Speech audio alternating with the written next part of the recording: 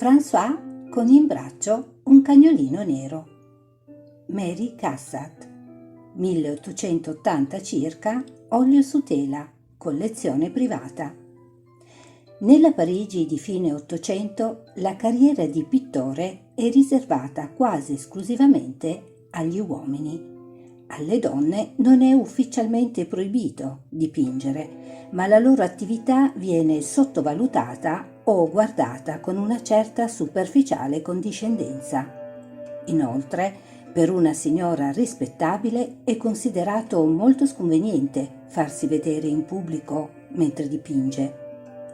Non essendo libera di lavorare all'aperto lungo i viali cittadini o nei locali, Mary Cassatt è quindi costretta a ritrarre il mondo privato degli interni, raffigurando i protagonisti della sua vita domestica, un genere in cui si specializza dimostrando una straordinaria penetrazione psicologica.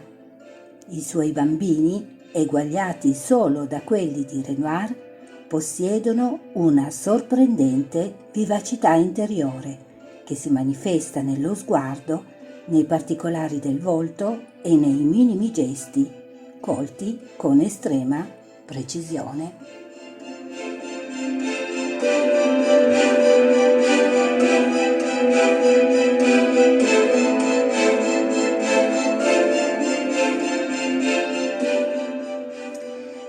Ringraziandovi per la visione e l'ascolto di questo video, vi invitiamo a visitare il nostro sito www.ilcappellodiirma.it.